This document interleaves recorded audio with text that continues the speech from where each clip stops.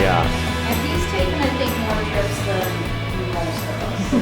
He's got some cool things to share with you. He's always going somewhere. He's very involved in the club, and yeah, so I'll let him take it away and hear what he has to say.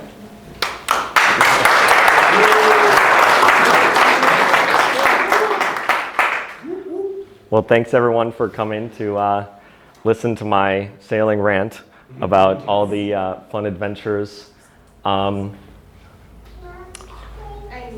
we'll just get into it. So the kind of what the story in general is how I was able to spend about a month and a half in Europe this fall racing in a few different countries with friends that I met sailing and meeting more friends along the way, and also was able to, while not sailing, work remotely, which is what let me, be in Europe for so long and to have so many fun things, as I was able to actually, work there and continue to make money and have a job when I get back, which is pretty important. So,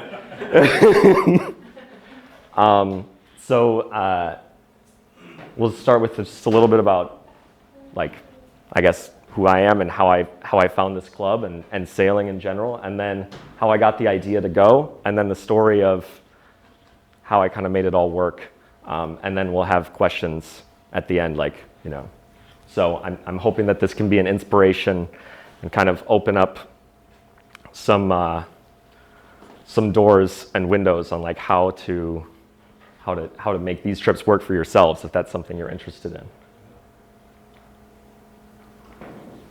So how I started sailing was just summer camp for about a week in middle school and high school, Many Point Scout Camp up north. They have 20 of these sunfish sailboats, and they teach you when you're 10 or 12, and they teach you how to unflip and then send you out on the water with no supervision. And I think I honestly had more fun flipping than anything else. And yes, exactly.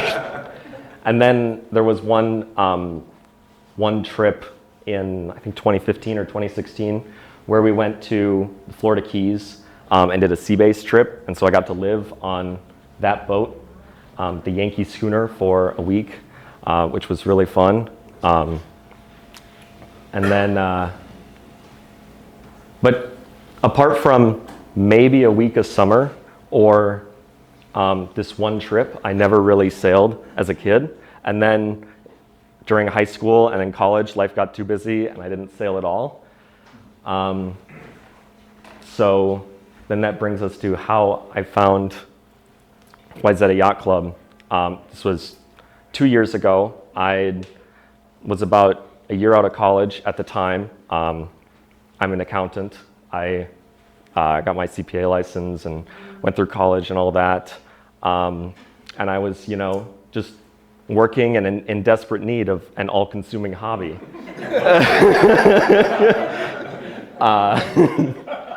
And then I went sailing with a friend. He had a catamaran at his cabin, and I saw it in the yard in pieces. And I was like, "You didn't tell me you had a boat?" So we went sailing, and I was like, "I need to do more of this." And so I was neighbors as a very little kid with Todd Myers, who introduced me to Derek, Millennium Falcon, and also showed me the ways of the crew ride table. And I just, every time that I could possibly race, I was racing and having a ton of fun. And then I even got up to Bayfield a few times to get some big boat experience. And then I heard about Quintessence, which, yeah, so I heard about Dave Crum and Quintessence and that they did this whole Caribbean sailing thing. So of course, I was like, I want to do that. And I introduced myself to him and I was like, I want to do this. And he's like, send me an email. So I sent him an email, and then another email, and then another email. And then a month before the regatta, like 3 or 4 people dropped out and couldn't make it. And he's like, great, you're up. Now I had already taken I had blocked off the week from work already because I kind of figured people would cancel. And then I was the grinder on the boat, and I was super green, but I learned quick, and so that was me grinding in the center. And we got second place, super fun. And then so this was last 2024 Heineken Regatta in St. Martin, and then Antigua Sailing Week. Both of those regattas, I was hanging out with this woman, Lise, from Norway. And a lot of you know Lise from Sailing with the Q.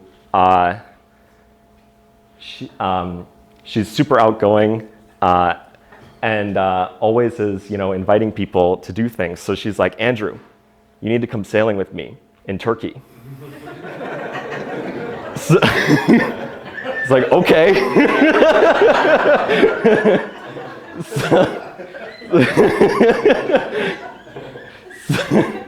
So then that's where the idea came from.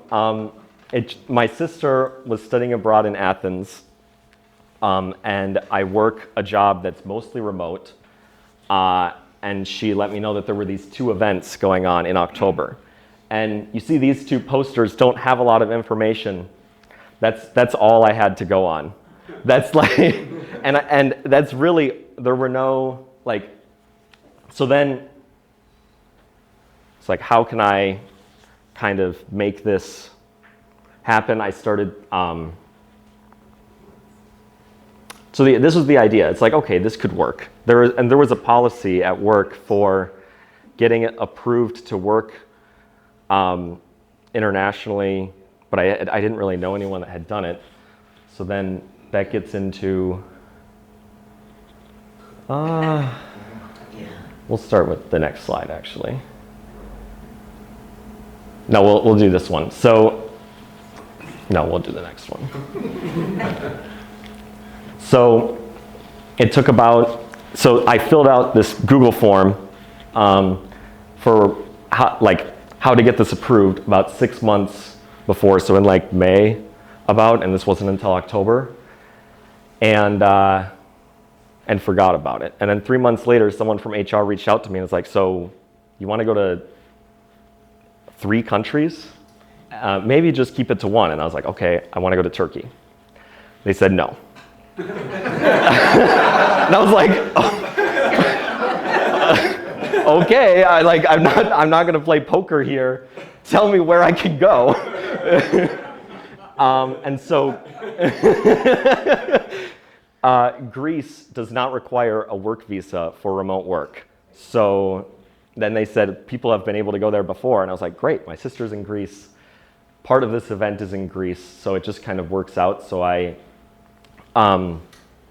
kept filling out forms and getting more and more levels of approval from my team members and things like that. And there were other people on the team who had tried to make similar things happen before, and it never worked out.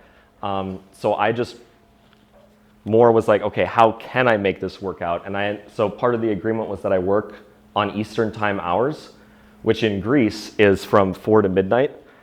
But that means that for me, that was great, because then I have the whole day to go and see tourist things. So, because, who needs to sleep anyway? Yeah. And then this all ended up getting actually approved to go from work, because there was no,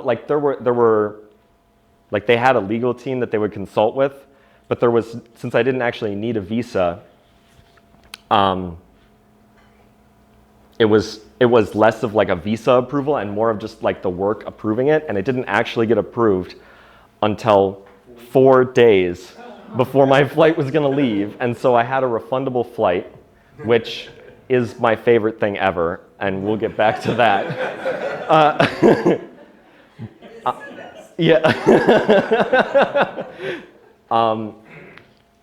But then, and then because you're there for a long time, compressing it all into the closest possible thing isn't as much of an issue. So I flew in on the weekend to save time. So we'll go back into like, how was I gonna get there? So my sister was in Athens, and the actual sailing events were all here, which is Dacia. And then also Simi, which is this super tiny speck here. Most of the people flying in for the regatta flew into Dalaman, which is like here, but it was about $1,000 cheaper to fly to Rhodes instead, and then take the ferry. So that's what I did, because, yeah, and much more fun, in my opinion. So I flew in on Sunday, and because of the time change, got to Athens on Monday. Saw a few things, stayed in Athens for about 4 days, flew from Athens to Rhodes, took the ferry across because these events were going on here, and then I would eventually go back the same way for the event. So this is just to give you guys a context of like, where is all this stuff? So it's the southern coast of Turkey on this peninsula here. So in Athens, this was the remote work setup right here. My sister came and said hello when I got there. She brought me some, I was absolutely wiped from jet lag, and I had to stay up until midnight that night to, work. So she brought me, in Greek fashion, instant coffee, like a whole tub of instant coffee, crackers, and cheese. And I really appreciate, like, that was life-saving, actually. But the Greeks make these frappes that they fill the cup with ice, and then like half water, half milk, and then a bunch of instant coffee and sugar, and they froth it up, and that's like a Greek frappe, and it tastes super good. It is the best way to enjoy instant coffee.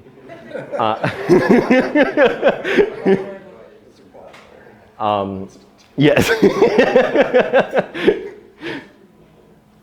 Yeah, so then this is what I did in my week in Greece, my 4 days in Athens before I went to Turkey. There's the whole changing of the guard thing, the Acropolis, this is the Roman Forum, and then next to that was the ancient Agora, where all the philosophers like Plato and Aristotle and Socrates would hang out.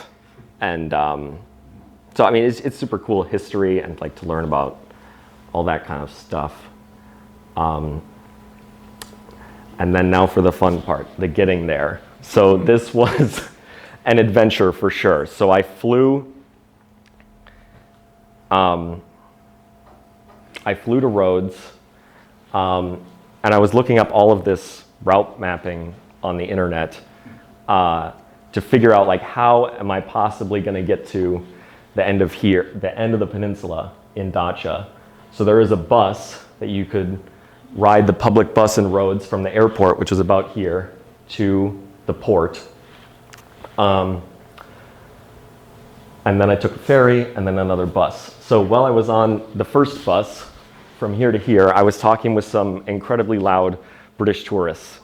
And they were like, "Oh, well, what are you here for?" And I said, "I'm taking a ferry to Turkey and I'm going to go sailing." And oh yeah, I'm from Minnesota in this place called Wayzata Yacht Club. And I met this guy whose name is Ben, and he's really good friends with Scott Early.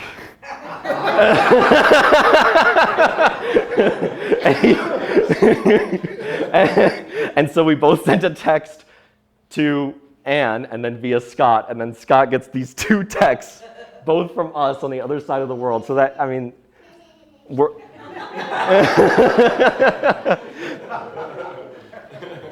So this yacht club's world famous.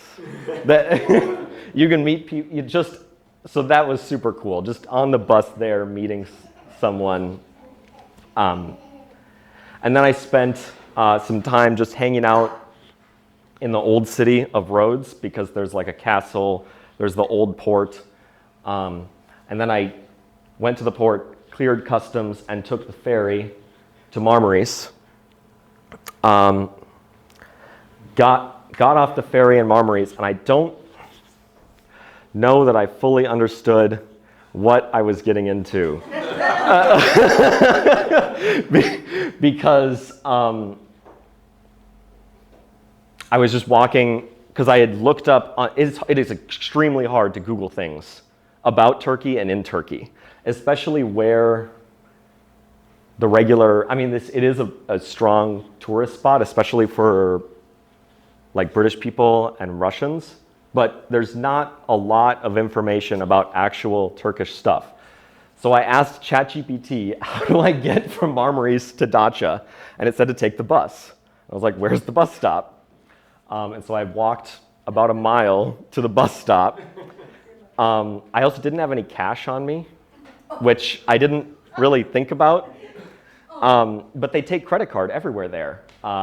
So that was convenient for me. But I talked to a taxi, and they wanted like $150, which looking back on it seems pretty reasonable for a taxi. But instead I took the public bus in Turkey for a 2-hour drive down the peninsula, and it was only $1.50.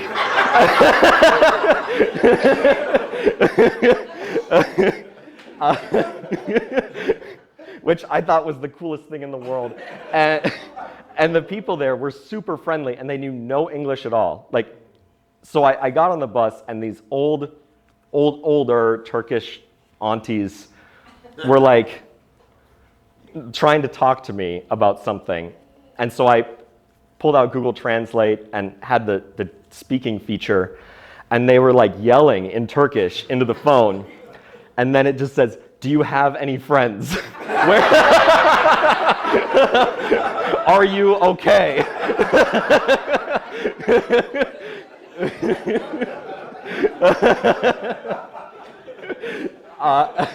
And so we got to the same spot, and then they, yeah. And so then we finally got to Dacia, and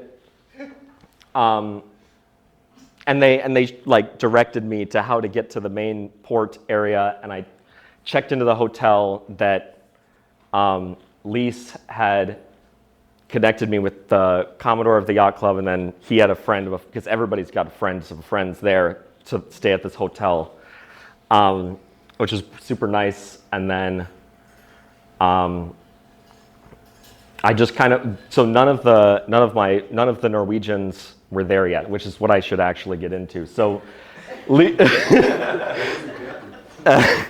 so I should actually say a few things, because at this point, I still did not know anybody there except for Lise, who wasn't there yet. I didn't have a boat to sail on. I had nothing. But I got there. For $1.50. And so I was just kind of walking around town, super nice, after dark, port, marina, city. And I just like was relaxing in the hotel, and then I get a call from Lise, and she's like, oh, how's it going? And I was like, oh, I was just thinking about going to bed, because I was kind of teasing her, because it was 10 p.m. She's like, what? No, you're not. We're going to the bar. And so she was here with a team of 11 on the Norwegian women's sailing team, had chartered a boat for this event. So it's this small, quiet Turkish fishing and tourism town, and then 11 tall, blonde, Norwegian, incredibly loud women come to town. and so then, yeah. So then this was us at the bar that night. And so Lise was there, and then Beata was also there, and she had crewed on the queue in Antigua. So now I knew 2 people there. And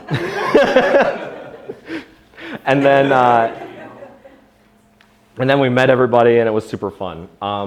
Then the next morning, we went to the dock where the marina was being held. And so the event was the Knidos Cup, or Kindos.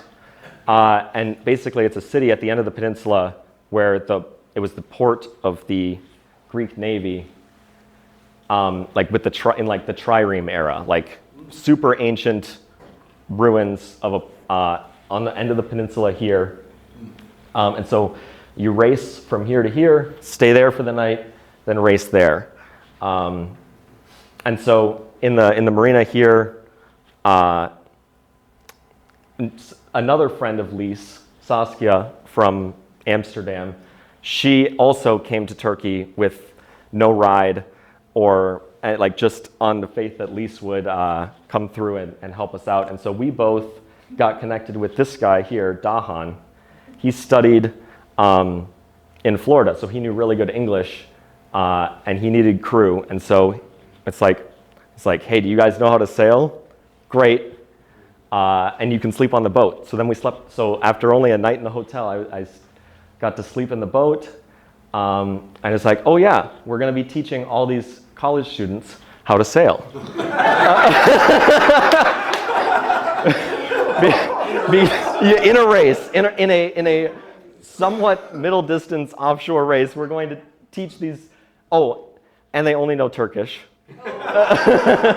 And they're all studying marina management at the college in the area, and their professor is the commodore of the yacht club, and as an assignment, they had to join the regatta.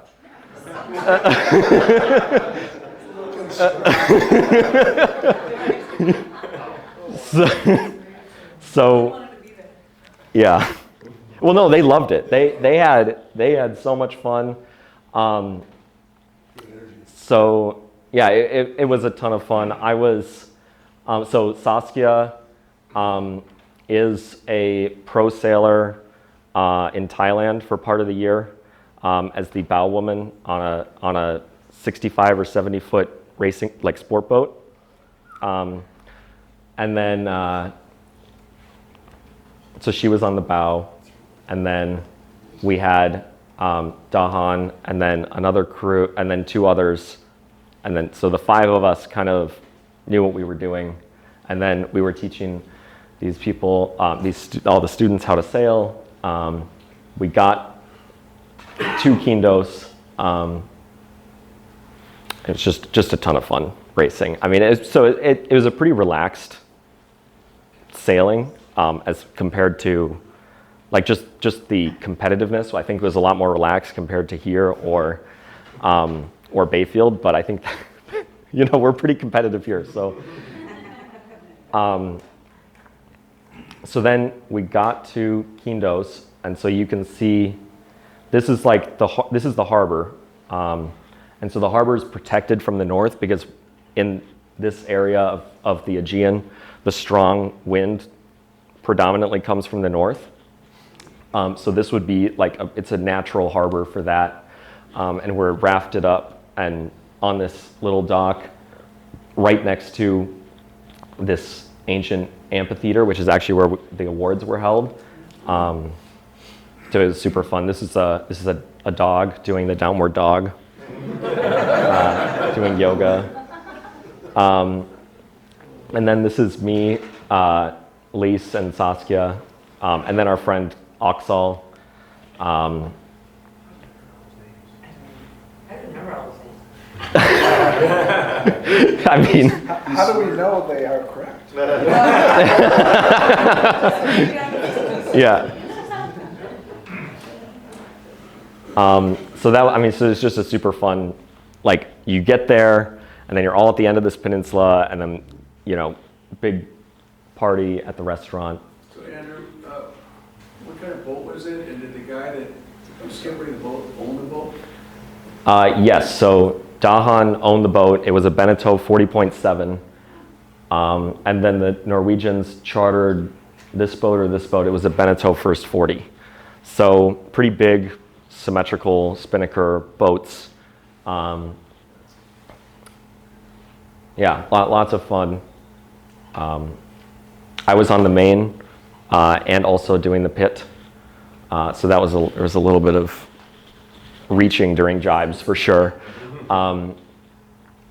Yeah, it was, and so Dahan did own the boat, and he has another boat in Marmaris, which is where I took the ferry to.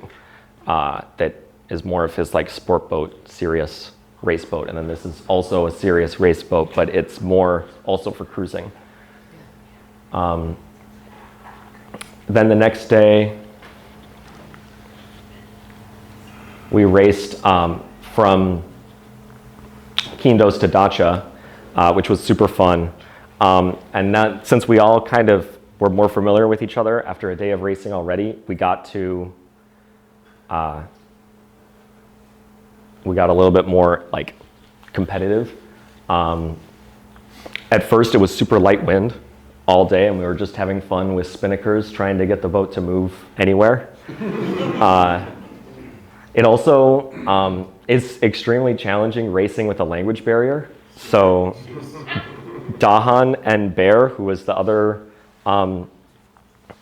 Turkish guy on the boat, they were talking most of the strategy, and all of the strategy was in Turkish. And then a lot of the commands were in Turkish too, until they realized that I had no idea what they were saying. And so, you know, by the time they say tacking, which in Turkish is tremula, it's too late.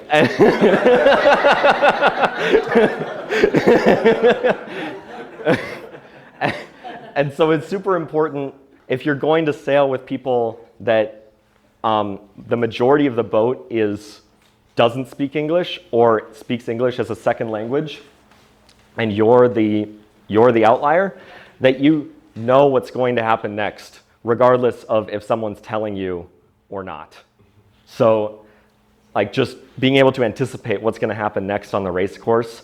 Oh, there's a huge wind shift. We're probably going to jibe soon, or something like that. Like, just knowing and seeing like all the little things on the boat before it becomes a problem. It's super important to staying safe and you know, being competitive too. And then, so it was super light wind all day, and then the strong north wind came back right as we were sailing into Dacha, and it was just so cool. And it was also, I think, a pretty magical experience for the students as well. They're giving presentations about this. Probably. They were posting a lot of stuff on social media about the event. You can't see it too much because it's too small, but they had me, because I was doing the pit, they had me label all the things. And they're like, no, you're going to label it in Turkish. And I was like, at least let me put both.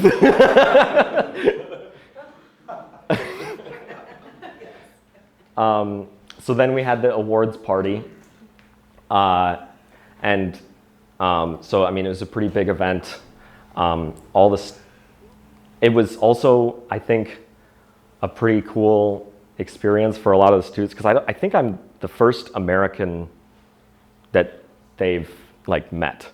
Like, Americans don't really, I did not see another person from the US the whole time I was on the peninsula, which was honestly really weird.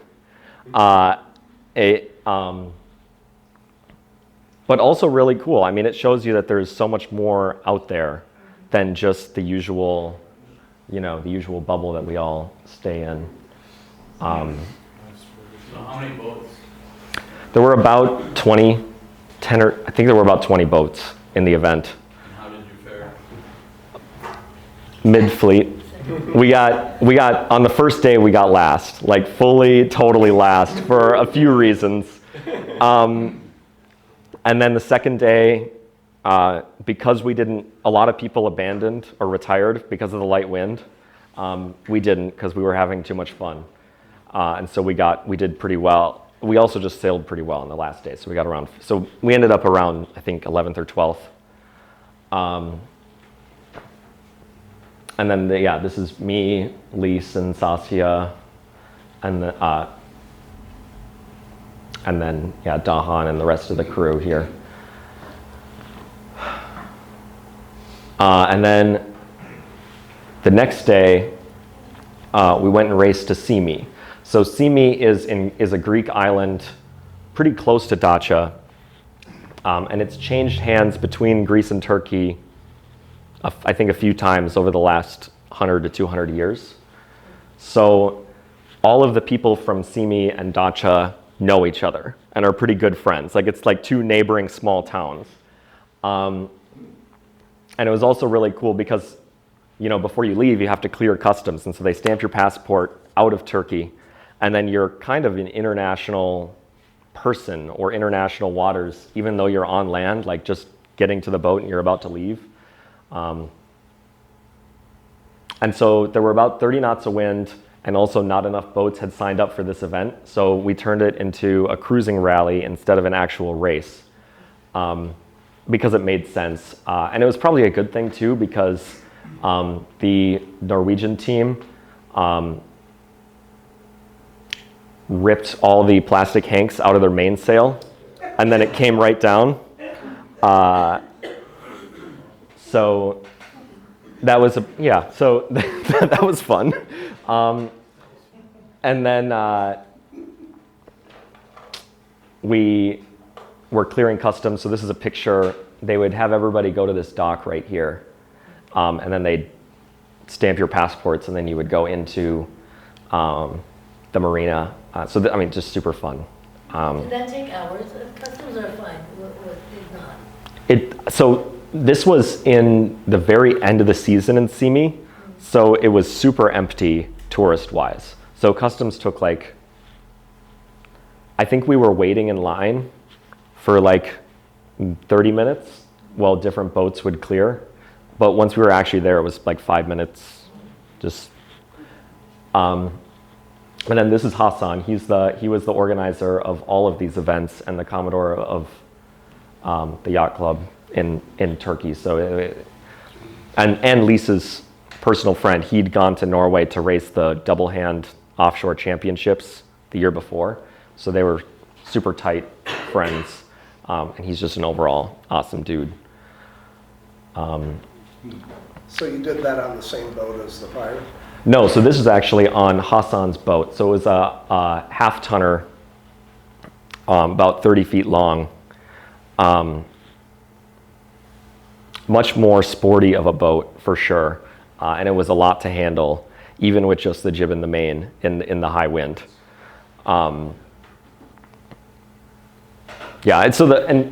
It's about 30 miles, and it only really took us 2 hours. We were going pretty fast. And then also, because Hassan is a fisherman and knows the area super well, we went through this tiny channel that doesn't even look like you could, which is, a navigable channel, but I think he just went through it to stress out the Norwegians that were following us.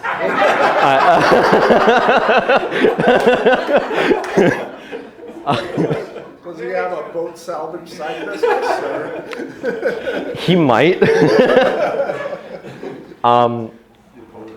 And so once we got there, there was a huge party sponsored by this restaurant in Simi called the Haratomeni Taverna. And it is by far the best Greek food that I've ever had. And that is saying something because my grandma is from Greece. She's born in Crete.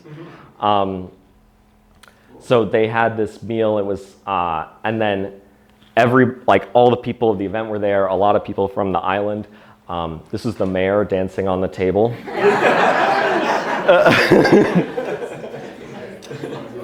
And then there was Greek dancing, and since it, and then there was Greek dancing, and of course I know how to Greek dance because I grew up with my grandma being Greek and in like the Greek church and all that kind of thing.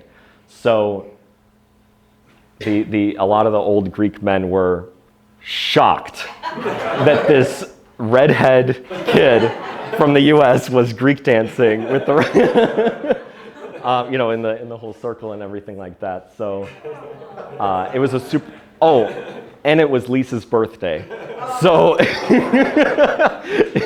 the crazy level. Yeah. If you know, you know. You know, we know. You guys meet Abba? It felt like it. So then we left. So we spent about a day. And then, so after the party, we spent another day in Simi, just kind of going to the beach, which was like over here. And then we hiked up here. This is the Greek instant coffee frappe, by the way. So we went up here. This is like an overlook, so you can see the marina, the customs tower, and then all that kind of stuff. The nighttime views.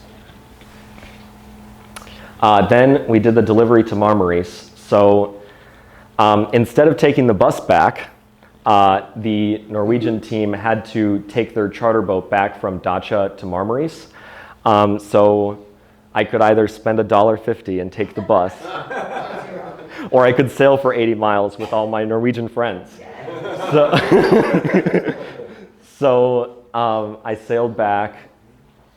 It took about all day. We left in the morning and then we got in at night. It's me and Lise, and then the whole Norwegian team. And then we got in there. The Norwegians had to leave on their flight, so they took a taxi to the airport at about midnight. And then Marmaris is actually Dahan's, who was the skipper of the previous boat. It was his hometown, and so then we met up for like drinks and stuff, and then I left on the ferry the next morning.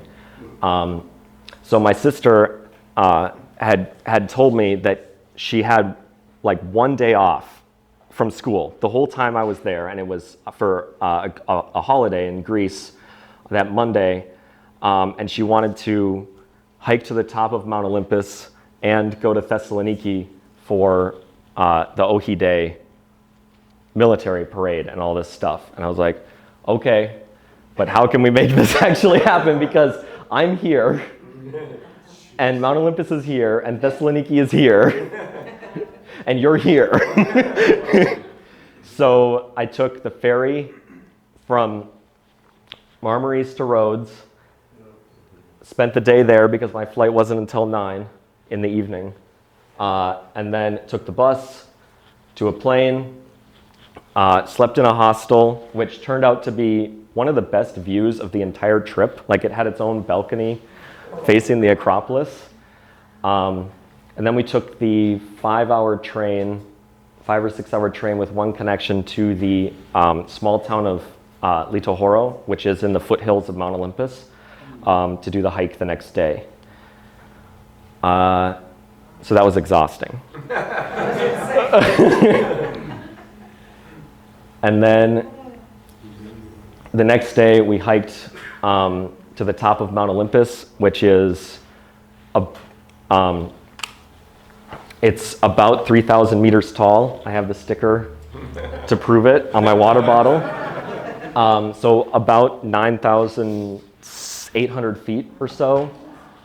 And the train station was at sea level. But we took a taxi most of the way up to 3,000 feet.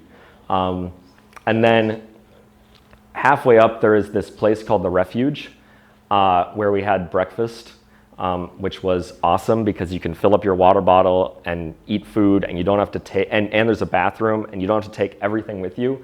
So as far as mountain hikes go, it was awesome. There was no trekking in, trekking out everything.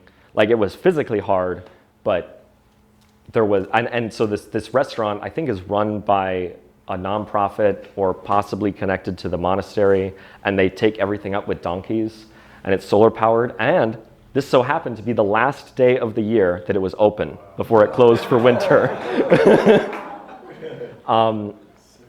So it was just awesome. We got pizza afterwards. Yeah, it was super fun. Just a great memory with my sister. Then we went to Thessaloniki. So Ohide is a Greek holiday.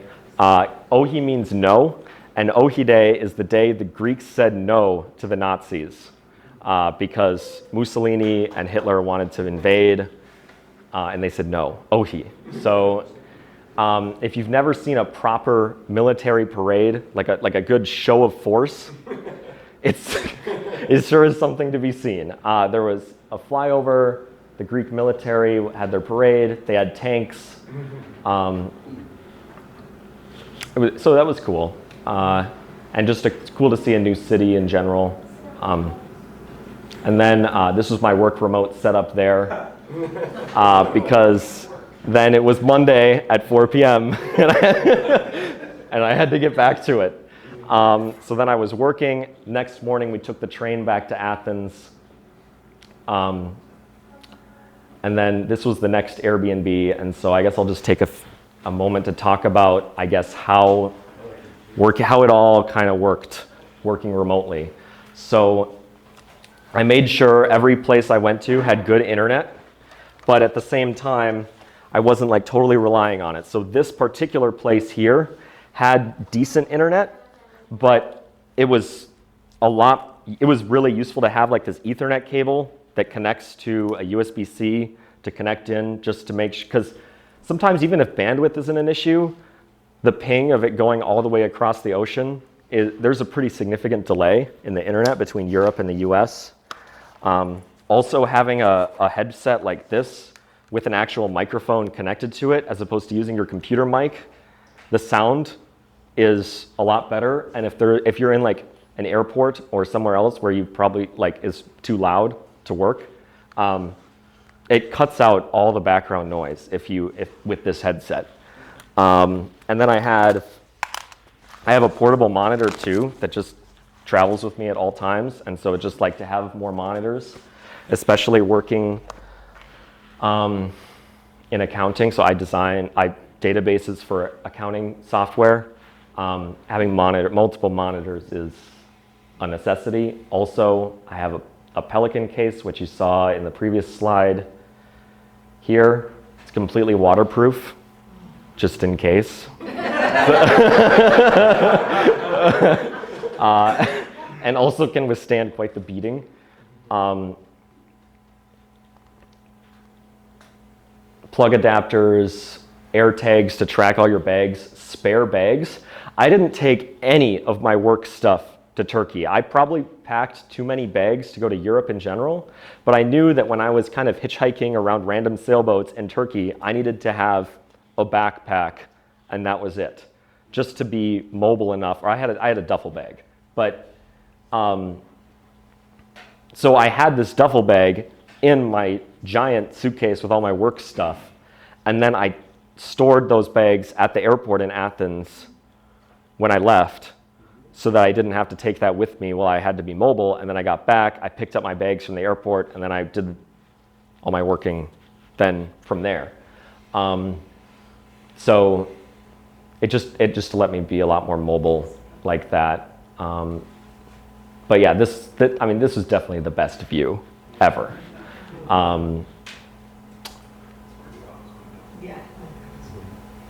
So then, as I was in Greece for the next like 2 weeks, I did some weekend trips. So I went to the Peloponnese. This is the amphitheater of Epidaurus, which is one of the most acoustic ancient sites ever. Like you can hear a penny drop there from all the way up here. It also is was where they had like an ancient hospital or medic center there, and it was a place where people would get like healing and stuff. This was the Mycenae castle and ruins where the Mycenaeans lived. That's like King Agamemnon, who was the Greek king in the Iliad and the Odyssey. And then this is Nafplio, and then a Venetian castle above Nafplion, which this was the first capital of modern Greece. And it also is where a ton of oranges are made still, oranges and olive trees. So that's this whole region here. The Peloponnese is that area south of Athens. So if you've got Greece, it's that southern peninsula that's attached to Greece. Then went to Delphi, which is where the Oracle of Delphi was. It's an extremely mountainous town, and the natural beauty is basically as impressive as the actual site. I took the bus there too. I honestly had a better experience with the Turkish bus than the Greek bus. It's another, it just, Google and Google Maps is fairly unreliable in Greece. And I got to Delphi on the bus, and I was supposed to pick up my ticket. There was supposed to be a station with a bus person that would like give you a ticket to get back. And I was like, where's the bus station? And he said, it's in that bar. I was like, that bar is closed. It's fine, it'll be open.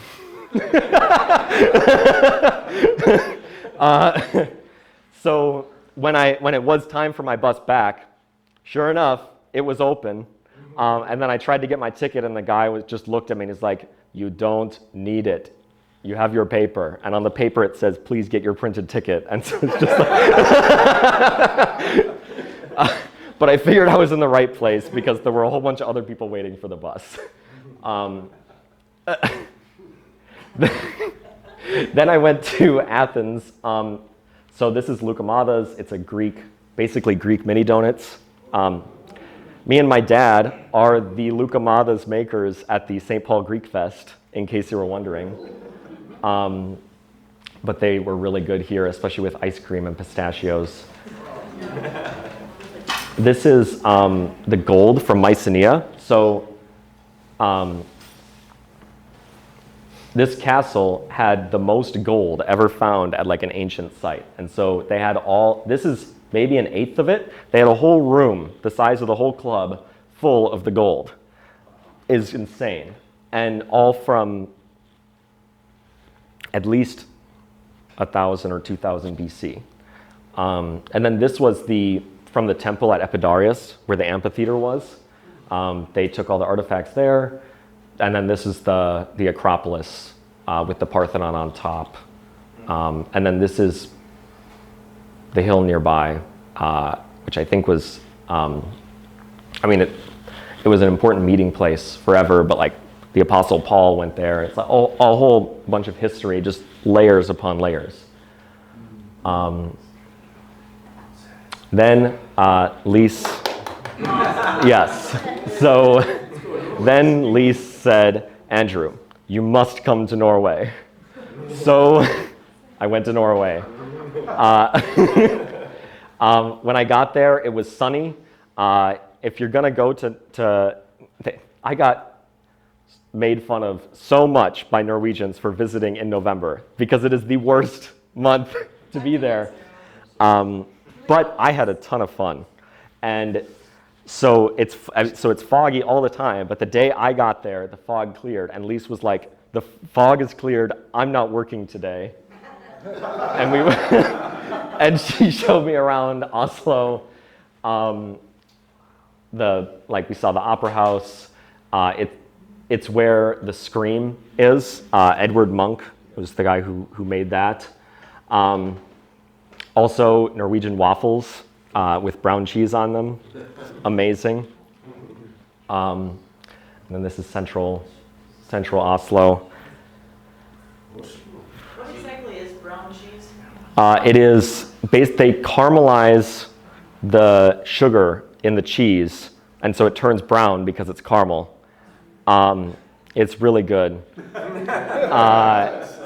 especially on a waffle. If you're having it like just as a raw cheese or like just on bread, it can be a bit much for some people. It's got a distinct flavor, but you can have it on sandwiches or anything. And then, yeah, there was a lots of fun museums in Oslo. including the Fram Museum, which is a sailboat that sailed all over, it sailed over the North Pole. There was a German scientist that basically determined that there was an ice flow across the North Pole, and this was before airships or planes that they could fly up there. And so the idea was to freeze the ship into the ice and wait 6 years for it to go across the North Pole, alternating between 24 hours of night and 24 hours of sun. And the boat still exists. It is one of, if not the first sailboats to ever have a diesel motor on it. So it was state of the art at the time. You know, there's the famous picture at the South Pole of Shackleton getting there and seeing that the Norwegians have already done it. That was this boat too. It did a lot.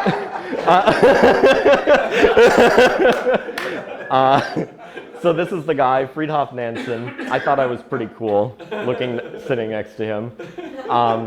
So this is the route. They froze themselves into the North Pole. And so Fram means forward in Norwegian, and so I got a burgee.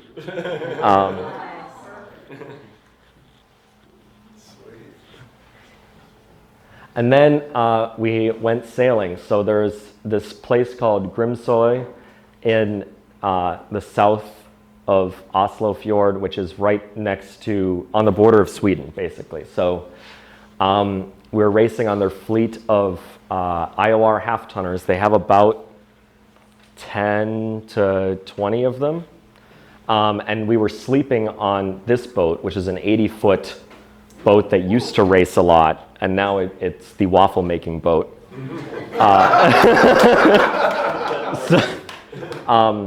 And these boats do really well in light air, so they basically don't have race minimums. We had about 1 to 3 knots of wind all day, and it was basically the start of their Sunday winter series, and it was sort of their on-the-water training day. And so we did, I think, 6 races. They set like a half-a-mile course, and we just did buoy races all day long. And this is in the beginning of November, and so it was about 35 degrees. There were seals. This is a seal. And you can see we're going 2 knots and 2.5 knots of wind. Yeah, we were doing pretty good. Yeah. And so and since this was racing with Lisa's team and her friends, we got first or second all 6 races, just saying. And then we had a bunch of fun after the race. Like, they were just so we went there on Saturday, and then that Saturday night there was, like, we were just talking about how the races went and things like that, and sharing films, and then the next day Elise had to go home for a family emergency, and so I had to find my own ride for the next day, which took a total of 5 seconds. So I raced with these guys on Half Moon, and that was super fun. We did kind of an around this island race. It was pretty light wind. It was about a 2-mile course, and we just had a ton of fun. They were just super happy to be sailing and racing, especially with somebody who had come so far. A lot of people looked at me and they're like, "So, why are you here?" Like, I get that we're sailing, but you know. So because it's saltwater and there's enough flow, and they have the Gulf Stream, they race all winter long. Yeah. So this race, it had actually snowed the night before quite a bit. Yeah, and so then we went to Hemsedal, which is the best ski place in Norway. So it is by far the most popular ski place in Norway, and definitely has the best after ski parties. So naturally, Lise has a place there. So we stayed in this RV park that has a whole bunch of RVs with these permanent structures attached to them. It's actually on an island in the middle of the river, so we nicknamed it Manhattan. This river actually freezes over when its ski season comes, and so it's ski in, ski out RV park. And then we found they got a Christmas tree going because everything's Christmas themed after Halloween because there's no Thanksgiving, so it's full on Yuletide because Yule means Christmas in Norwegian. So they went and were very happy about this tree because they're like, Andrew, we found a tree. We stole it from the forest and we brought it on our bikes.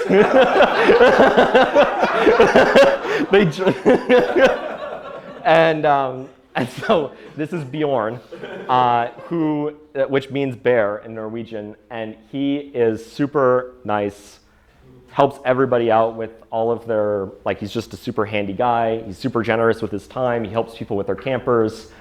And he also organizes twice a year a whiteout party, which is like a blackout party, but it's Norway and it's snowing. And so they were all very excited about the milk. Only one glass of the milk for you. And whenever a whole bunch of Norwegian men seem oddly excited about something as innocent as milk, you should be very afraid. Because I got the glass of honor, or the guest glass, which was about a gallon of White Russian, which I enjoyed, and then we went to the bar. And then they liked me so much at the bar that they gave me this sticker from the bar in Hemsedal, which is pretty cool. So that was just an awesome time. Yeah. And then and then after that, I flew. It was time to fly home. Yeah, I know. But I went to the Caribbean to sail with Q again a few weeks ago, and lo and behold, Bjorn is there.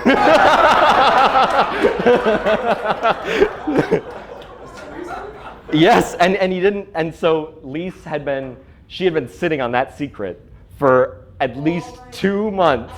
And I even called her and I was like, is this the same Bjorn? And she's like, no. And so she got the whole, she was taking, we met back up. He, was wearing a Norwegian flag as a shirt. We were partying like a captain for sure. So it was just super fun. And it really is the friendships, like with Bjorn, Lise, Dahan, Hassan, Aksal, everybody. That's what made the trip, so special. And the sailing really is just an excuse to have all this fun. And also a lot of fun. So now, I guess I can take some Q&A, some questions. Could you say winning or faring first is having a happy, fun time? So Andrew, can you repeat the question? Because he won't pick up. So just repeat Yes. the question. So he asked if winning is having a good time, and I'm going to take that as yes. Winning is having a good time. I like to. I'm always there to win. I'm super competitive. Of course, I'm going to have fun if we're not winning still, because you're still sailing, you're still having a great time on the water, but I am racing to win. I'm cruising to win too, even if. I was going to say you won. Yeah. Very well. Okay, I was just wondering, what is your sister studying in Greece? So my he asked, what is my sister studying in Greece? It was just in Greece for the semester. She studies at U of M Duluth, biochemistry, for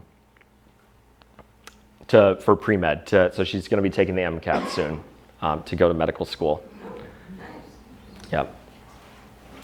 And did you have any issues with working? Was there any days that you absolutely couldn't work, or? What was the question? So she asked, were there days where I couldn't work or I had trouble working? The first day was incredibly hard because I had gotten in at about 10 a.m., which is 2 a.m. in Minnesota, and then stayed up until midnight, which is 5 p.m.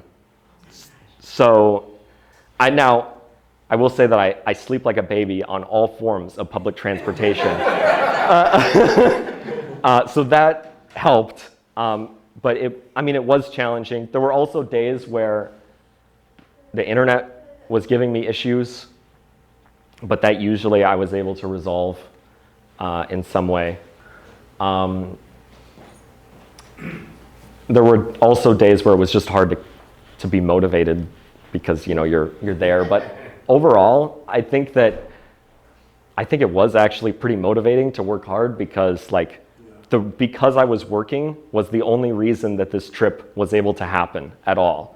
I'm not just independently wealthy. I have a job, I have to work at the job, and that's the only reason that this all worked. So. Expensive bus fare. Yeah. Andrew, what was your best way of staying in touch with the folks back here in Minnesota? What's that? What was my best way of staying in touch? WhatsApp, Facebook Messenger. Those were the two best. iMessage doesn't send very well. Using online messaging apps, especially WhatsApp. Everybody at all of these events and are all using WhatsApp anyway. No one's using an actual phone. When traveling with all your laptops and work material, were you ever at all worried about losing or breaking anything, or was it pretty easy to travel with that? So was it easy to travel with all of my work stuff, and was I worried about breaking it? Yes, I was terrified. No, it was not easy. I had air tags on every piece of baggage that I had to keep track of all of it. I had the case that would hopefully protect it if it got jostled or jumbled around. My suitcases actually got completely destroyed. I beat the shit out of those suitcases. The wheels, I'm gonna have to get new ones. The wheels are broken off from dragging it around all the streets.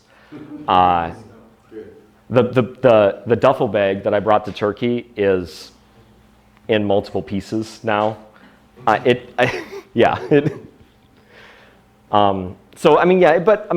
Because you're worried, you make sure nothing's going to happen to it.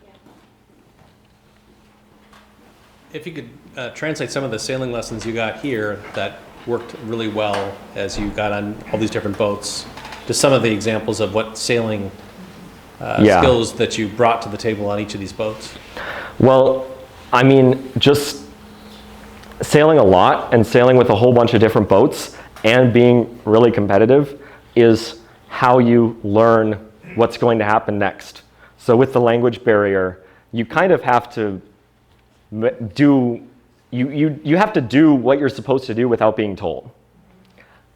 So learning how to do that is super important, and sailing with a bunch of different people, learning a bunch of different ways of doing it, like why things are done certain ways, and also doing big boat stuff a lot. Basically all of this was big boat racing, so Bayfield is super important. Also, there was the light air stuff, learning how to just, spinnaker stuff, learning all that stuff with Dan, twisting the clue to make it like a flatter spinnaker, you know, getting the boat to like just move around. And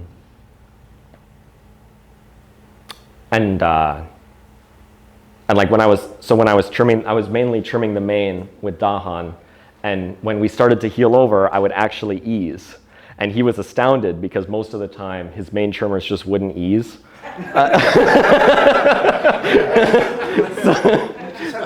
Yeah. So I felt pretty good about adding to the boat that way.